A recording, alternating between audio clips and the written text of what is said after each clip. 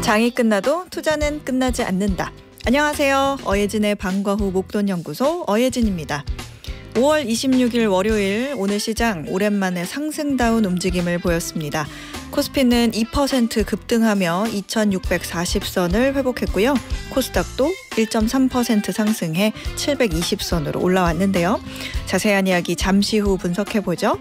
원달러 환율은 지난주에 이어 달러 약세 속도가 더 붙는 모습입니다. 11원 급락한 1364.4원에 거래를 마치면서 7개월 만에 최저 수준을 나타냈습니다. 지금 이곳 목동의 기온은 26.2도. 오늘 주식시장처럼 하늘도 햇빛이 쨍쨍이더라고요. 저는 너무 눈부셔가지고 거의 한 생레몬을 10개 정도 씹어먹은 표정으로 이러고 걷고 있더라고요. 자, 햇빛 쨍쨍 기운 받으면서 어예진의 방과 후 목돈연구소 시작합니다. 네, 마마무의 나로 말할 것 같으면 들으시면서 오늘 방송 시작했습니다. 이 방송으로 말할 것 같으면 어예진의 방과 후 목돈연구소입니다. 김혜정님께서 처음으로 와봤어요 라고 보내주셨어요. 처음으로 오신 김혜정님 너무너무 환영합니다. 이상희님께서는 하루의 루틴 4시에는 어방목 이렇게 보내주셨어요. 최고의 루틴이네요. 김재은님께서 햇살은 눈부시지만 공기는 아직 쾌적해서 좋아요. 방과 후 수업 싫었는데 방과 후 목돈연구소는 귀가 쫑긋입니다. 이렇게 보내주셨네요. 요즘에 초등학교 보니까 방과 후 수업이 굉장히 알차더라고요. 저도 오늘 방과 후 2학기 신청하는 날이어서 시간 땡 알람 맞춰놓고 잽싸게 신청하고 왔거든요. 그만큼 어예진의 방과 후 목돈연구소도 아주 재미있는 코너들이 많이 있으니까 기대 많이 해주세요. 월요일부터 금요일까지 오후 4시에 문 여는 SBS 라디오 어예진의 방과 후 목돈연구소고요. 무료로 SBS 라디오 들을 수 있는 어플 고릴라 그리고 유튜브 채널 시교라로 함께 하실 수 있습니다. 저와 소통 원하시는 분들은 단문 50원, 장문 100원의 유료 문자 샵 1035 그리고 무료 어플이죠. 고릴라로 문자 보내주시면 됩니다. 소개도 해드리고 추첨해서 커피 쿠폰 보내드릴게요. 오늘 월요일입니다. 시장 읽는 눈을 키우는 마켓 인사이트 준비됐고요. 경제생활 속 법률 이슈 풀어보는 법대로 합시다와 함께 할게요. 저 어예진이 직접 고른 꼭 알아야 할 뉴스 뉴스 오늘도 배달 왔습니다.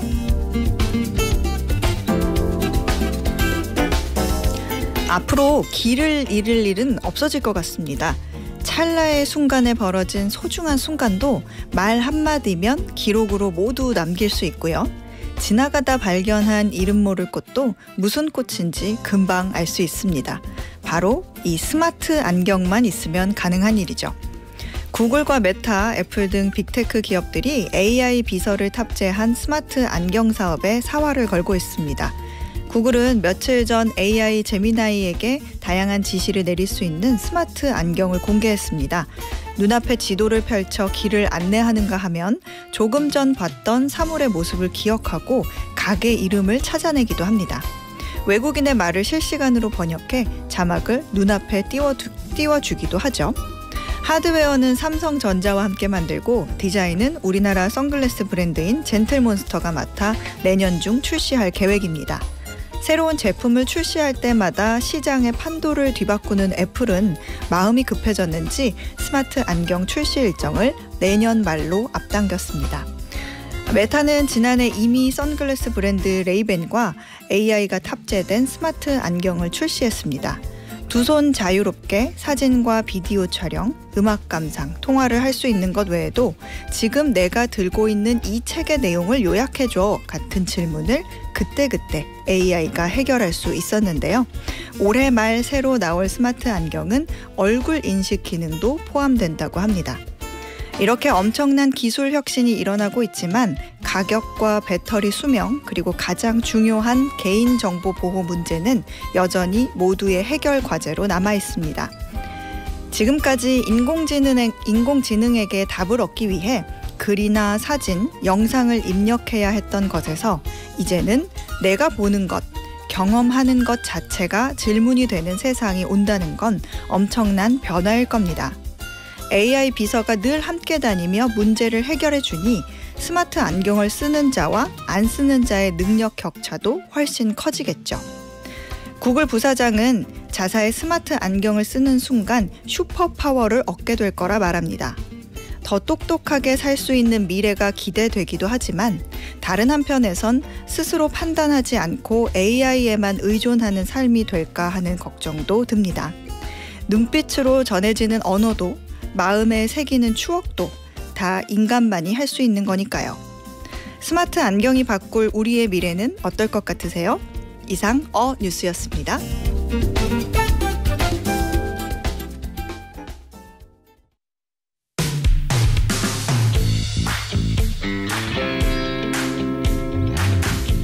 시장을 읽는 눈을 키우는 마켓 인사이트. 오늘은 NH투자증권 리서치본부 김영환 수석연구원과 함께합니다. 어서 오세요. 안녕하세요. 네, 오랜만에 뵙습니다. 지난 금요일 밤에요. 트럼프 대통령이 유럽연합에 다음 달 1일, 6월 1일부터 관세 50%를 부과하겠다. 이런 얘기를 했다가 오늘 아침에 또 보니까 7월 9일까지 유예를 하겠다. 이런 얘기가 또 들려왔어요. 우리 시장이 오늘 좀 올랐잖아요. 이거는 어떻게 해석할 수 있을까요?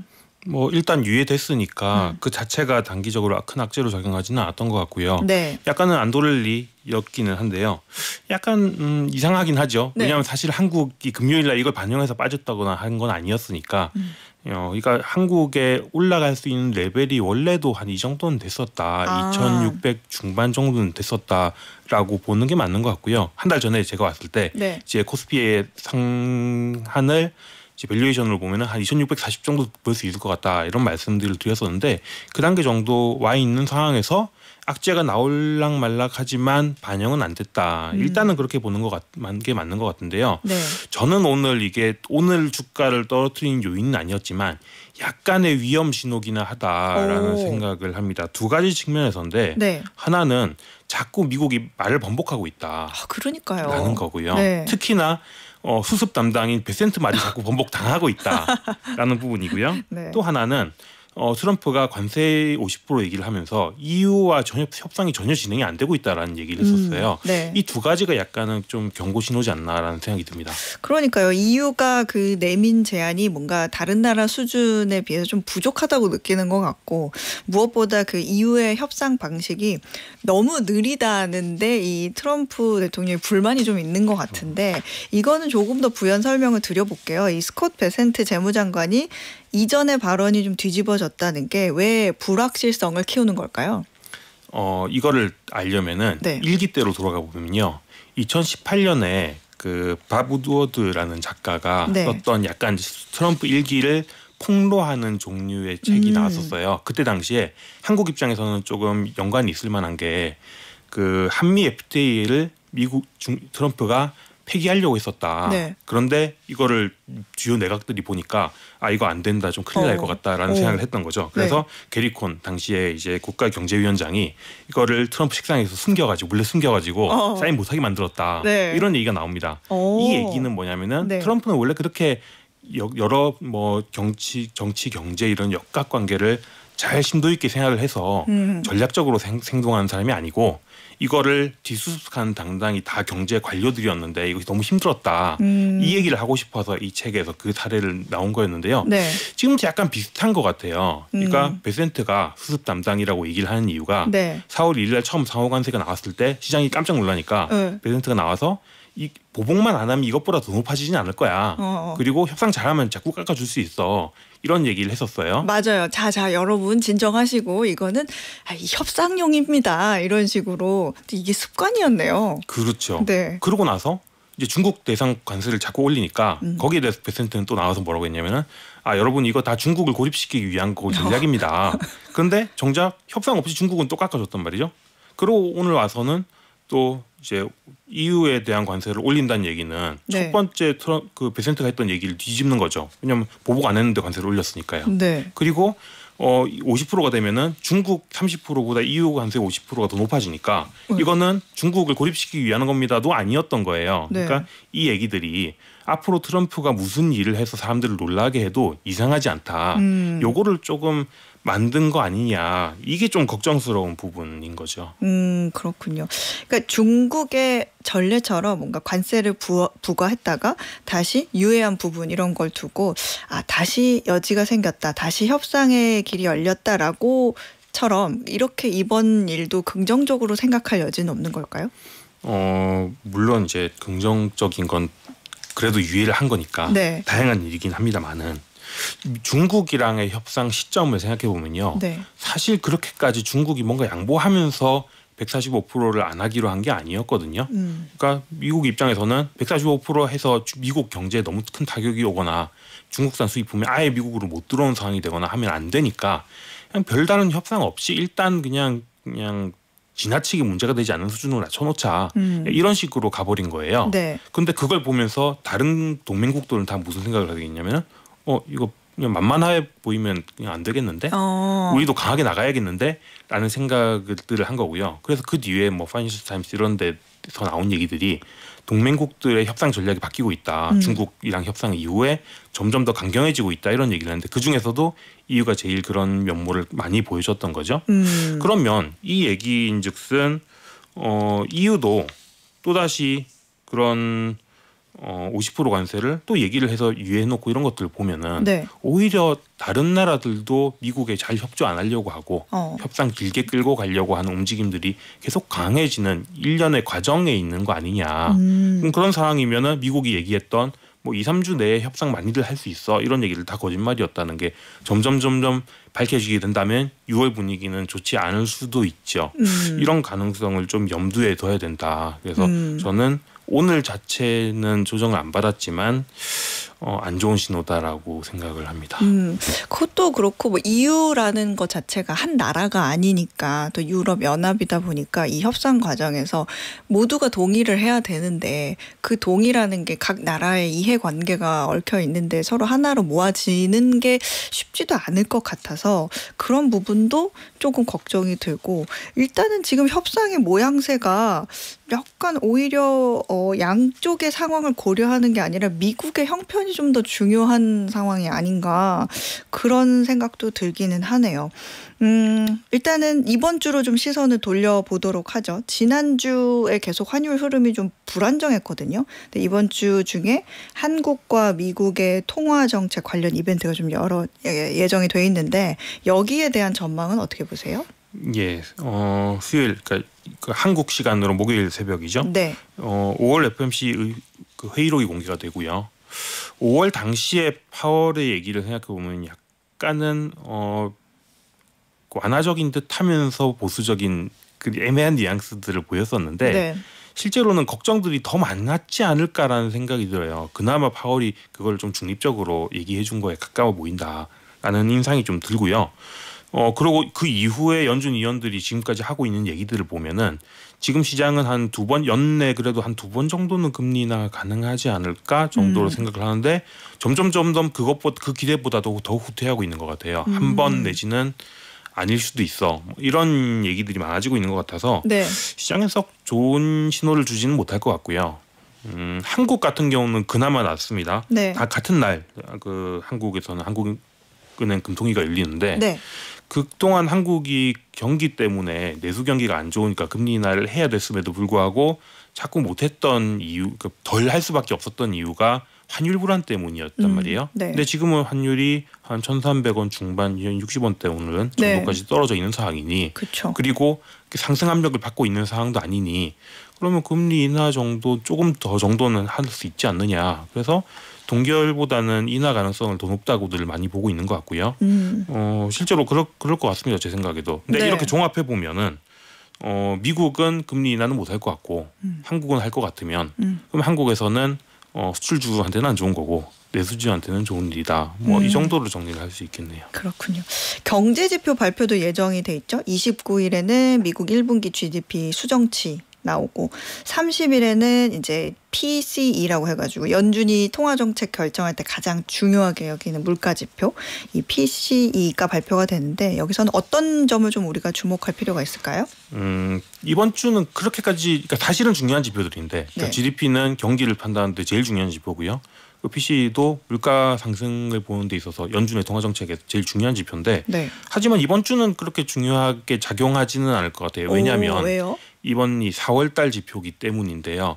4월 지표가 특징이 뭐냐면은 3월까지는 관세가 없다가 4월부터 관세가 들어갔잖아요. 네. 그런데 3월 달에 미리 수요를 당겨서 수출 물량이 그렇죠. 먼저 들어간 부분도 있고 네. 가격 인상을 아직 관세 나오자마자 반영이 안 된 것도 있으니 그래서 일부는 반영이 됐겠지만 다단 된 건 아닌 상황이기 때문에 사람들이 이번 물가가 지속성이 있을 거냐에 대해서 약간은 조금은 의심스러워할 것 같아요.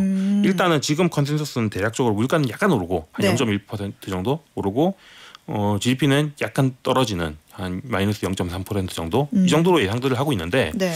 뭐 그렇게 주목도가 높지는 않겠지만 굳이 약간 생각을 해보자면 네. 좋은 것보다는 나쁘게 해석할 가능성이 더 많아 보이긴 합니다. 어떤 측면에서 그렇죠? 왜냐하면 관세가 그러니까 실제로 물가가 생각보다는 덜 올랐으면 네. 사람들이 안심을 할까요? 아니면 지금이니까 그렇지라고 생각하면은 지금이니까 그렇지 5월 6월 되면 더 오를 거 아니야? 라고 생각할 가능성이 많죠. 그러니까 좋게 해석될 여지는 적죠. 근데 만약에 이게 예상보다 더 높아서 0.2, 0.3 물가가 생각보다 더 많이 올랐다고 생각해보세요.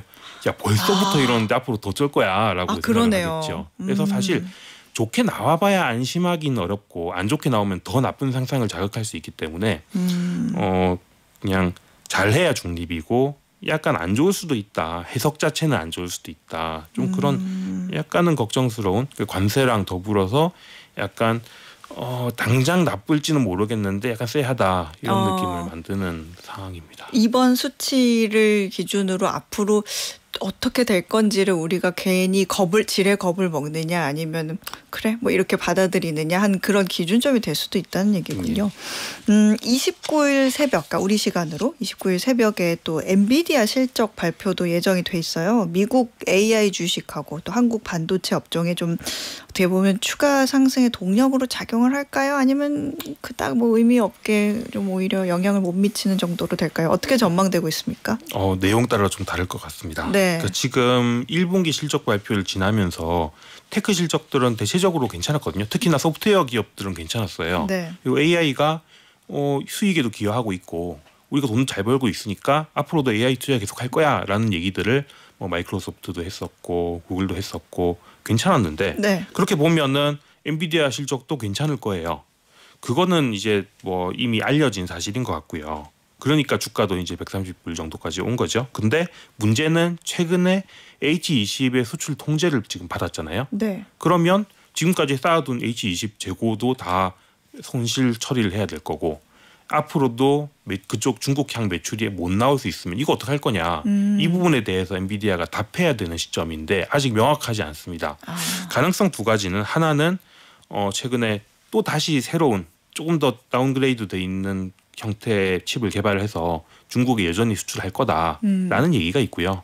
또 다른 한 가지는 중국 수출을 못하면 대신 다른 쪽 판로를 찾아야 되는데 최근에 트럼프가 쪽 중동 갔다 올 때 같이 갔잖아요. 갔죠. 그래서 중동 쪽으로 상당히 큰 빅딜을 했다라는 얘기를 했기 때문에 이게 어느 정도 중국으로는 못 나가는 매출을 메이크업 해줄 거다라는 얘기가 있어요. 이 둘 중에 어떤 쪽이 맞는지 내지는 둘 다일지 그걸 통해서 중국으로 나가는 수출을 깎이는 부분을 다 만회할 수 있는지 이 부분이 좀 중요할 것 같고요. 한국 입장에서 바라보자면 네. 중동 쪽 소식이 좋으면 한국에도 좋을 수 있습니다. 왜냐하면 더 다운그레이드된 칩을 만들어봐야 한국한테 부가가치가 좋을 건 없지만 중동으로 나가는 H100이 많이 나가면은 네. 그러면서 메이크업을 하면은 H20 파는 것보다 H100 파는 게 사실은 한국한테도 더 좋잖아요. 네. 그래서 조금 그 부분이 잘 나와주면 한국에도 좀 추가 상승이 열린다 이렇게 보실 수 있겠어요. 지금 상황 같은 데서 뭔가 좀 미국 시장 외에 대안이 되는 그런 시장은 없는지 안 그래도 돈이 뭐 신흥국 쪽으로 좀 도는 모양새다 이런 얘기는 들리던데 중국 관련주에 대해서는 어떤지 이 무비자 관광이 풀릴 거다 이런 얘기도 들리더라고요. 예, 오늘 제가 와서 탑다운 측면에서는 안 좋은 얘기들 많이 하게 됐는데 네. 약간 저희는 대안을 그런 중국 관련주라고 보고 있습니다. 일단 중국에서는 한국인 관광객들의 무비자를 작년 11월에 풀어줬고요. 네. 한국도 거기에 응답을 해야 되는 상황이긴 하거든요. 그래서 7, 8월 정도에는 아마도 열리지 않겠느냐라는 생각들을 많이 하고 있고요.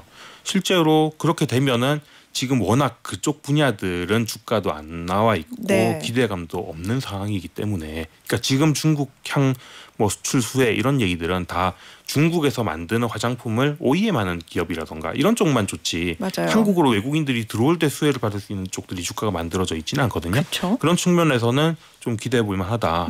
특히나 지금 시점에서 공교롭게 원달러 환율이 더 내려가고 있기 때문에 그 점에서 환율 측면에서는 작년 너무 안 좋았는데 지금 정도면 한국 갈만한데 이런 생각들 좀 할 수 있을 것 같아서, 그러네요. 중국 관련 좀 인바운드 관련주들, 뭐 여행, 면세점, 화장품 중에서라고 하면은 면세점 채널이 좋은데 지금 워낙 줄 수 있는 뭐 LG생활건강이라던가 네. 이런 기업들은 좀 볼만하다라는 생각입니다. 그렇군요. 마지막으로 지금 시점으로 기준을 봤을 때 투자 전략 우리가 어떻게 세우면 좋을지 힌트를 좀 주세요. 예, 한 달 전에 제가 나왔을 때 한 2,600 초반 정도 오면 조심해야 된다 이런 말씀을 드렸는데 네. 지금 그 정도까지 온 것 같아요. 그리고 악재도 걱정했었던 것들, 이게 관세가 또 불거질 수 있다던가 네. 아니면은 뭐 그런 연준의 통화 정책에 대한 기대도 자꾸 후퇴하고 있다던가 네. 이런 부분들이 좀 쌓여가고 있는 것 같아서 지금은 약간 따라붙기보다는 조정받으면 사자라고 말씀드리고 싶고요. 그럼 조정받으면 뭘 사야 되냐? 사야 될 주식은 여전히 뭐 우리가 조방원이라고 하는 조선, 방산, 원전 이쪽들이랑 그리고 중국 인바운드 관련주들, 여행, 면세점, 화장품 이런 쪽들이 좋겠다라고 말씀드리겠습니다. 일단은 조정을 받는지 좀 지켜봐야 될 것 같네요. 알겠습니다. 지금까지 NH투자증권 리서치본부 김영환 수석연구원이었습니다. 고맙습니다. 감사합니다. 네, 저희는 매주 월요일부터 금요일 오후 4시부터 5시까지 경제에 관한 모든 것을 충전하는 시간, SBS 라디오 어예진의 방과 후 목돈 연구소와 함께하고 계십니다. 그 문자를 받다 보면은 추천을 통해서 듣게 됐다, 이런 분들이 굉장히 많이 보여요. 3117님께서는 아빠가 추천해서 들어요 이렇게 보내주셨고, 김성무님께서는 와이프 추천으로 듣고 있어요. 와우, 날씨도 좋고 방과 후 목돈 연구소도 좋고 이렇게 보내주셨거든요. 추천해 주신 분들도 아주 지혜롭고 현명하신 분들이고, 추천을 받아서 또 이렇게 들어주시는 분들도 최고입니다. 최고. 네. 그리고 3535님께서 주위를 둘러보면 나만 빼고 다 행복해 보입니다. 나도 한때는 잘하는 게 있었는데 지금은 그게 너무 작아 보이네요. 이렇게 보내주셨거든요. 근데 이전에 나보다 한 걸음만 더 나아가면 돼요. 원래 불행이 또 이게 몰려오잖아요. 그러면 그 전에 나를 흔들었던 그 불행이 다시는 나를 흔들지 않게 되면 그거는 하나 더 행복해지는 거예요. 그러니까 그 걸음걸음 어박목이 이제 함께 할 테니까 많이 아는 만큼 또 많이 생각할 수 있거든요. 3535님 힘내세요. 저희랑 같이 가요. 자, 그러면 오늘의 퀴즈 풀고 2교시로 넘어가 보겠습니다. 빅테크 기업들이 이것을 두고 경쟁하고 있습니다. 특히 지난주 구글은 AI 제미나이에게 다양한 지시를 내릴 수 있는 스마트 이것을 내놓았는데요. 이걸 쓰면 눈앞에 지도가 펼쳐지기도 하고 실시간으로 외국인의 말을 번역해준다고 합니다. 애플 역시 스마트 이것 출시를 내년 말로 앞당겼는데요. 여기서 퀴즈입니다. 시력이 나쁜 눈을 잘 보이게 하거나 바람, 먼지, 강한 햇빛 따위를 막기 위해 쓰는 물건으로 빅테크 업체들이 앞다투어 개발하려는 이것은 무엇일까요? 1번 머리띠, 2번 안경, 3번 벨트. 정답 아시는 분들은 단문 50원, 장문 100원의 유료 문자 샵 1035나 무료 어플 고릴라로 보내주세요. 당첨되신 분들 가운데 추첨해서 편의점 상품권 보내드리겠습니다.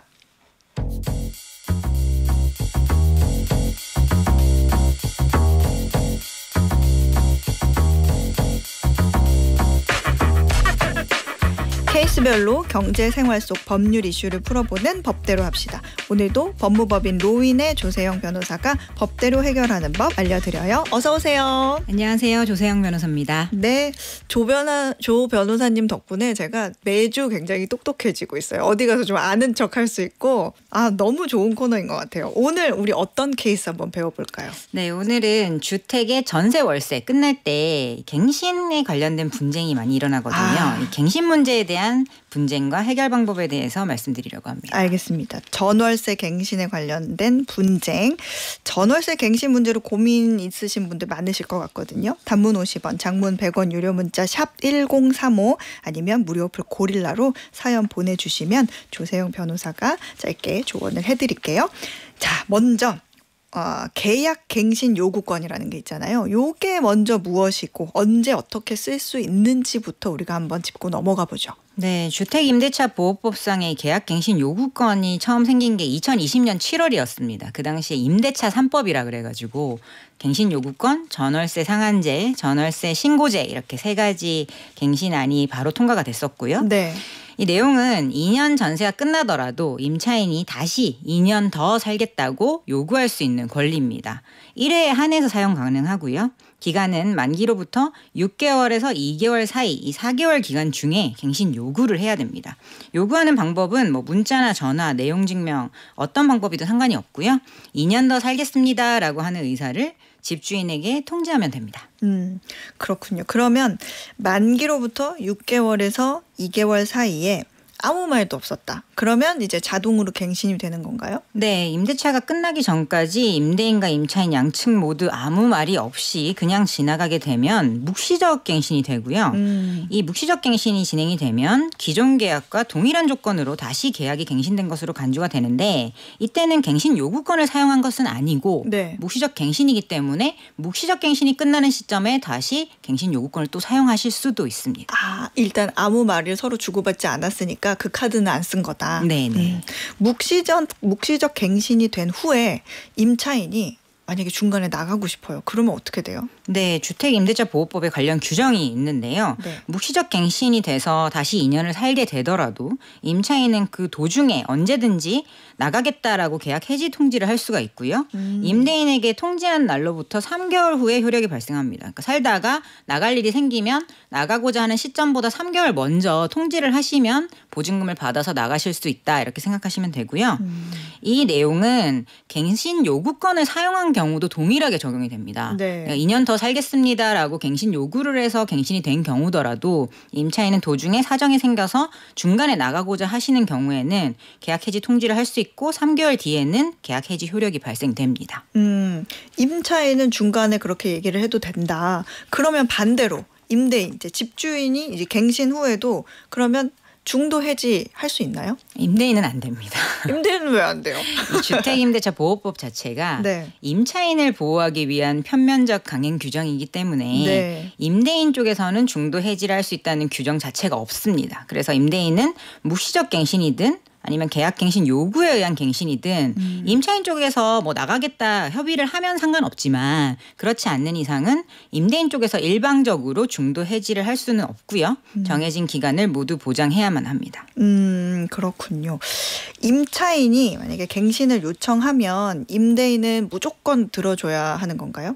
원칙적으로는 일단 갱신을 요청하면 들어줘라라는 게 법의 취지지만 네. 예외적으로 갱신 요구를 거절할 수 있는 사유도 규정이 돼 있습니다. 네. 예를 들면 월세가 있는데 2기 2회분 연속으로 차임을 연체했다든지 아니면 임대인 동의 없이 무단으로 다른 사람한테 전대를 한 경우라든지 주택을 고의로 아주 중대하게 파손한 경우 등이 있습니다. 근데 이 경우보다도 실무에서 가장 많이 사용되고 문제가 되고 있는 것은 임대인 또는 임대인의 직계 존비속, 그러니까 아버지, 어머니, 자녀가 직접 거주하겠다라는 목적으로 거절하는 경우가 가장 많이 쓰입니다. 네, 그렇군요. 이 집주인이 직접 실거주하겠다고 임차인의 갱신을 일단 거절을 했어요. 그런데 알고 보니까 집주인이 뭐 예를 들어서 돈을 더 올려가지고 다른 세입자를 들인 거예요? 그럼 이럴 때는 어떻게 돼요? 네, 이 경우도 법이 규정을 하고 있는데요. 네. 이때 임대인은 손해배상 책임을 집니다. 임대인이 거짓말을 해서 실거주하겠다라고 해서 기존 임차인을 내보낸 뒤에 네. 다른 임차인을 더 높은 금액으로 들인 경우에는 기존 임차인이 임대인을 상대로 손해배상 청구 소송을 제기해서 배상을 받을 수 있습니다. 이 절차를 위해서 네. 이제 기존 임차인은 새 임차인을 들였는지 여부를 알아야 되잖아요. 네. 이거는 어떻게 알 수 있냐면 이사 나간 날짜로부터 자기가 원래 살았다면 살 수 있었던 기간만큼 2년 정도가 되겠죠. 그 기간 동안 그 주민센터에 가시면은 네. 전입세대 열람 확인원을 떼볼 수가 있습니다. 기존 임차인이. 그래서 집주인이 아니라 다른 임차인이 들어와 살고 있네라는 걸 아시게 되면 소송을 통해서 손해배상 청구가 가능합니다. 그렇군요. 이 손해배상액은 어떻게 계산을 해요? 네, 법에는 3가지 규정이 있는데 이 중에서 가장 큰 금액으로 정하게 돼 있거든요. 첫 번째는 기존에 내가 냈던 3개월치 환산 월차임. 그러니까 전세라면은 이게 환산 월차임 계산법이 있습니다. 기준 금리에다가 2.5%를 더하는 방식인데요. 환산 월차임의 3개월치 또는 새롭게 받게 된 그 새 세입자가 내는 월차임이랑 원래 내가 냈던 월차임의 차액의 2년치. 그리고 뭐 실제로 이렇게 갱신을 못하게 됨으로써 내가 발생한 손해. 이 3가지 중에서 가장 큰 금액을 기준으로 합니다. 예를 들어서 기존의 월차임이 100만 원이었는데 네. 내보낸 다음에 새 세입자로부터 140만 원을 받았다면 차액은 월 40만 원이잖아요. 네. 그래서 24개월치를 곱해서 960만 원이 손해배상액이 될 수가 있습니다. 그렇군요. 만약에 그 집주인이 법인인 경우도 있거든요. 그러면은 법인 대표자가 실거주한다 하면서 갱신 거절하는 거 이것도 가능한가요? 그건 불가능합니다. 법인은 법적으로 존재하는 실제로는 존재하지 않는 법적인 인격체에 불과하기 때문에 법인의 대표나 임직원이 들어간다고 해도 법원은 이것을 임대인의 실거주에 해당한다고 보지 않습니다. 그래요? 네. 집주인이 만약에 이 실거주하겠다 하고 임차인을 이제 내보낸 후에 집을 팔아버리는 경우도 있다고 들었거든요. 근데 그때에도 이렇게 손해배상 청구가 가능한가요? 네, 최근 들어서 이런 케이스들이 많아지고 있고 하급심 판례들은 꽤 나오고 있는데요. 이 주택임대차보호법 규정에 보면 손해배상 부분에 내보낸 다음에 제3자에게 임대한 경우에만 이 손해배상 규정이 적용되거든요. 그래서 임대한 것이 아니고 매도해버린 경우에는 직접 적용은 안 됩니다. 근데 이게 어쨌든 불법행위는 맞거든요. 네. 법에서 하지 말라라는 행위를 한 거잖아요. 그래서 민법상 불법행위 책임을 물을 수 있는데 만약에 갱신 거절을 당해서 임차인이 받게 된 손해를 입증하면 그만큼은 배상을 받을 수 있게 됩니다. 근데 실제로 저희가 진행을 해보면 재판부마다 조금씩 다르게 판단을 하는데 네. 어떤 하급심 판례에서는 이 불법행위의 손해배상 산정 방법으로 앞서 말씀드렸던 그 주택임대차보호법상의 손해배상의 기준을 그대로 준용해서 계산을 해주기도 하기 때문에 팔아버린다고 해서 손해배상 책임이 없다 이렇게 생각하시면 안 됩니다. 이런 경우도 있거든요. 그 원래 전세를 살았는데 요즘에 월세 많이 바꾸잖아요. 그러면서 그 계약 갱신 기간에 저 이제 좀 월세를 좀 바꿨으면 하는데 어떻게 좀 그렇게 될까요? 하고 집주인이 요구를 했어요. 이럴 경우에는 어떻게 해야 돼요? 원칙적으로 계약갱신 요구권을 사용해서 갱신을 하게 되면 기존 계약 그대로 갱신을 하는 것이고 월세나 보증금을 증감한다고 해도 상한액이 5%거든요. 그러니까 서로 협의하셔서 그 정도 범위 내에서 월세로 전환하는 거는 물론 얼마든지 가능할 수 있지만 임차인이 반대한다면 임대인이 일방적으로 전세였던 계약을 갱신 요구 이후에 갑자기 월세로 바꿀 수는 없습니다. 만약에 월세로 바꾸게 되면 계약서는 다시 써야 되는 거죠? 그럼요. 다시 써서 그 내용을 확정하시는 게 좋고 그건 계약갱신 요구권 사용이다라는 표시도 하시는 게 좋겠습니다. 그렇군요. 질문 한번 받아볼게요. 네. 이진아님께서 구두로 재계약을 하셨대요. 그런데 직장이 멀어져서 이사를 하려고 주인분께 이제 얘기를 했는데 그 주인분이 월세 2개월분을 내고 부동산 중개비도 내고 나가라 이렇게 말을 했다. 이거 맞는 건가요? 하고 보내주셨거든요. 재계약이란 표현이 조금 애매하긴 한데요. 만약에 말씀드렸던 계약 갱신 요구권 사용으로 인한 갱신 계약이라면 이사하겠다라고 말씀하신 다음에 3개월 뒤면은 그냥 보증금을 받으실 수가 있어요. 그러니까 3개월 치는 사실은 월세를 내셔야 되는 게 맞는데 부동산 중개 수수료의 경우에는 임차인이 부담하시는 건 아닙니다. 그렇죠. 그거는 원계약인 경우에는 2년을 무조건 채워야 되기 때문에 도중에 나가는 경우에는 서로 협의하는 의미에서 기존 임차인이 그 불축에 손해를 입히는 거니까 이렇게 협의해서 내시는 경우가 꽤 많은데 원칙적으로는 계약 갱신 요구 이후에는 3개월 지나면 나는 정상적으로 계약이 해지되는 거기 때문에 기존 임차인은 부동산 중개 보수는 부담하실 이유는 없습니다. 그렇군요. 그 집주인 입장에서도 우리가 얘기를 한번 해봐야 되는 게 집주인 입장에서도 억울한 케이스들이 있거든요. 근데 집주인이 실제로 거주하려고 임차인을 내보냈고 실제로 거주를 했는데 갑자기 사정이 생겨서 2년을 다 못 채운 거예요. 그러고 이사를 했어요. 이런 경우에는 뭔가 문제가 생기나요? 네, 법은 정당한 사유 없이 제3자에게 임대한 경우에는 손해배상 책임을 진다 이렇게 규정을 하고 있거든요. 네. 이게 거꾸로 반대 해석을 해보면 그렇다면 정당한 사유가 있는 경우라면 손해배상 책임을 면할 수 있다는 뜻입니다. 그래서 예를 들면은 계약갱신 거절할 당시에는 전혀 예상하지 못했는데 갑자기 해외 발령이 난다든지 혹은 뭐 직접 거주하려고 하였던 집주인의 뭐 아버님께서 갑자기 돌아가셨다든지 이런 일이 생길 수 있잖아요. 네. 이런 뭐 어쩔 수 없는 예측하지 못했던 불측의 사유가 입증이 되면 집주인은 손해배상 책임을 면할 수가 있습니다. 저희 법무법인에서도 이와 관련된 소송들을 사실 지난 한 4, 5년간 굉장히 많이 해오고 있는데요. 네. 정당한 사유를 입증할 증거가 얼마나 명확한가에 따라서 사실은 결론이 달라지고 있어요. 실제로 제가 진행한 사건 중에 정당한 사유다라고 해서 임대인의 책임이 면하게 된 케이스는 갱신을 거절한 이후에 갑자기 회사로부터 해고 통지를 받았던 그런 사례도 있었고 집주인이 1년 5개월을 이상 거주를 하다가 네. 특별한 건강상의 사유가 생겨서 어쩔 수 없이 이사한 케이스는 정당한 사유에 해당한다라고 해서 이제 집주인이 승소를 했습니다. 그렇군요. 그 임차인이 처음에 저희 갱신 안 할게요 이렇게 얘기를 했다가 갑자기 한 2개월 남기고 저희 다시 할래요 이러고 바꿔도 되는 건가요?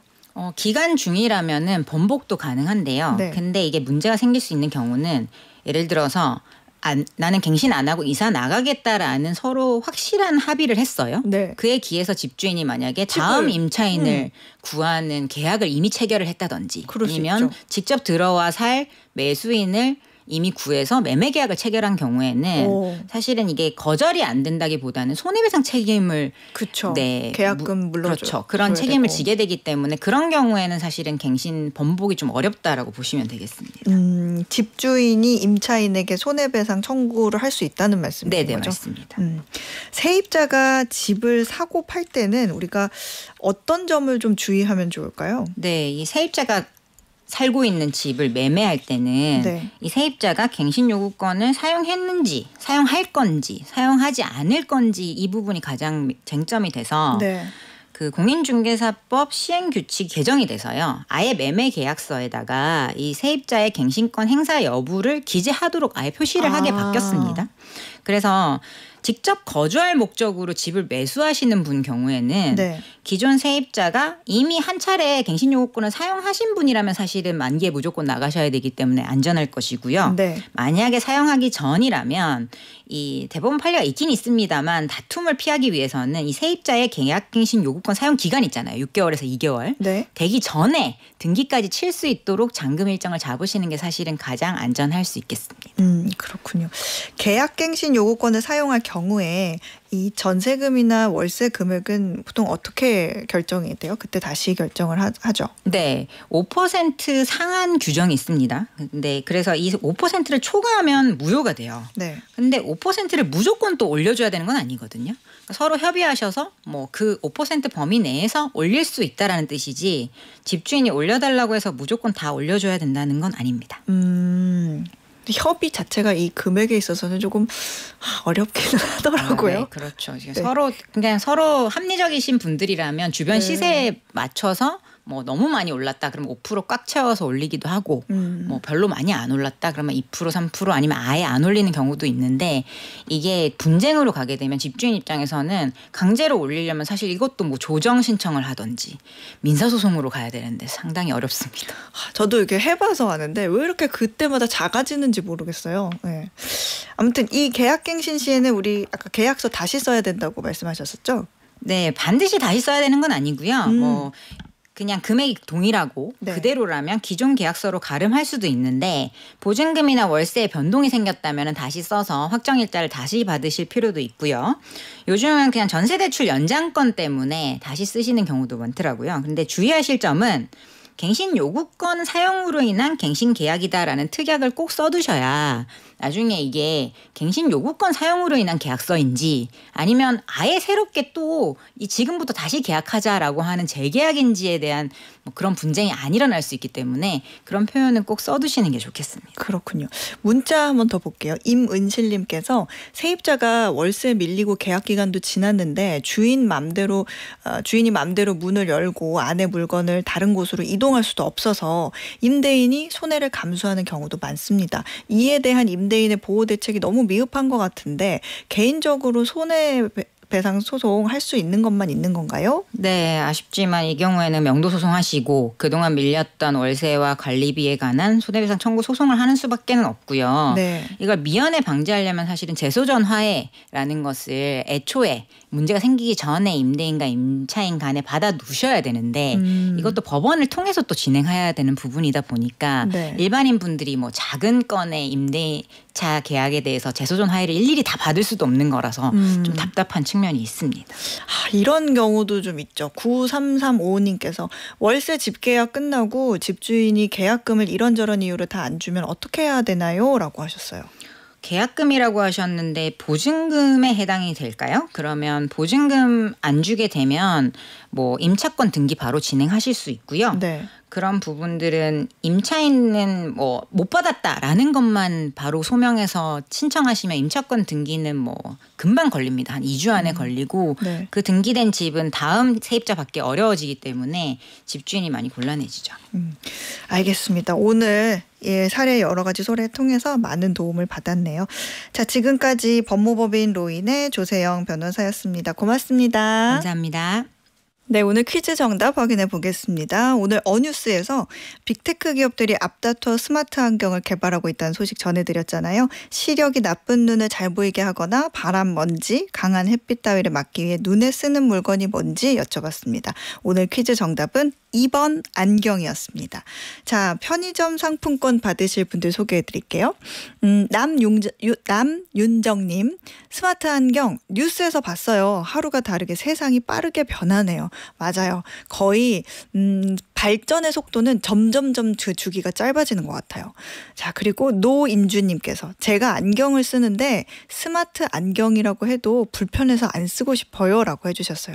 맞아요. 저도 사실 집에서 안경 쓰는데 자꾸 안경 쓰고 이렇게 눕고 뭐 이렇게 세수하고 그럴 때 자꾸 헷갈리더라고요. 반면에 또 노태훈님께서는 제가요 안경을 초3 때부터 31살인 지금까지 21년간 쓰고 있는데 너무 쓰고 싶은 안경이네요 라고 보내주셨습니다. 이렇게 소개해드린 세 분께 편의점 상품권 보내드릴게요. 원건택님은 항상 나는 안경만 벗으면 잘생겨질 거야 라고 생각하며 살았는데 스마트 안경이 나온다니 계속 멋있어지진 못할 것 같습니다. 이렇게 보내주셨거든요. 그러니까요. 저도 같은 마음이에요. 왜 안경만 쓰면 이렇게 못생겨 보일까요? 저도. 자, 우리끼린 예쁘고 잘생긴 걸로 하죠. 자, 오늘 어혜진의 방과 후 목돈연구소 마지막 곡은 엘튼 존의 Your Song 들으시면서 마무리를 하도록 하겠습니다. 저는 내일 4시에 다시 찾아오겠습니다. 들어주신 여러분 고맙습니다.